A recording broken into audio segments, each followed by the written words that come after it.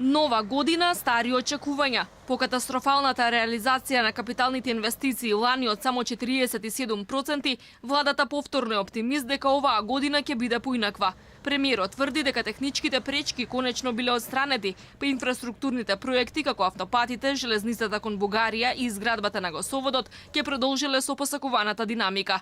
Еден од долго очекуваните проекти, патот Скопје-Блаце, треба да почне да се гради. Додека Македонија допрва почнува, косовската влада веќе финишира со патот до границата со земјава. Вкупната проекција е таа која што имаме за самиот старт на основа на проектирани спецификации на ставките од некои 120 милиони евра, ако не се лажам, но конечната пресметка ќе биде согласно завршените тендери.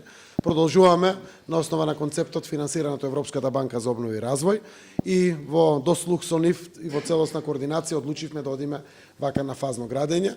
Владата не отстапува ниту од намерата да собере 25 милиони евра повеќе од зголемениот персонален данок. Иако IT секторот алармираше дека ваквото решение ќе ја зголеми сивата економија и ќе го забрза иселувањето на младите, Заев и натаму тврди дека деношната реформа нема да удри врз нив, бидејќи просечната плата во овој сектор од 60.000 денари била многу пониска од сумата на која ќе се пресметува повисокиот данок.